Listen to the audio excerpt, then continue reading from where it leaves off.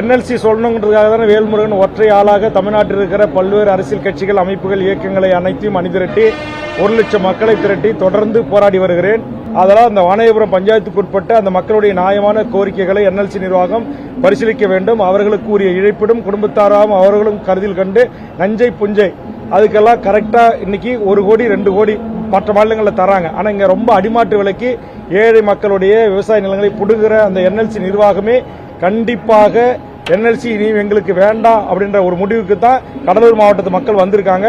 அதுபோன்று பரந்தூர் மக்கள் தொடர்ந்து போராடுறாங்க. இன்னைக்கு யாரோலாம் அவருக்கு ஆதரவா தெரிவிக்கிறாங்க. ஆனா போராட்ட களத்துக்கு 5000 போலீஸை மீறி 2 ஐஜி 4 டிஐஜியினுடைய தடையை மீறி போராட்ட களத்துக்கே சென்று போராடியவர்களுக்கு ஆதரவாக நின்று தொடர்ந்து இன்றைய வரையிலும் 10க்கும் மேற்பட்ட முறை தமிழக சட்டமன்றத்தில் கவன ஈர்ப்பு ஒத்திவைப்பு தீர்மானங்கள் கொண்டு வந்து பேச வாய்ப்பு கிடைத்த போதெல்லாம் பரந்தூருக்காகவும் அதானி துறைமுகத்துக்கு எதிராகவும் எதையும் மக்களுடைய ஒப்புதலின்றி, அந்த மாவட்டத்து மக்களுடைய ஒப்புதலின்றி ஒரே ஒரு சுரங்க திட்டங்களை கூட தமிழ்நாட்டில் நடைமுறைப்படுத்த தமிழக அரசு அனுமதிக்க கூடாது என்பதை ஆணித்தரமாக நான் பதிவு செய்கிறேன்.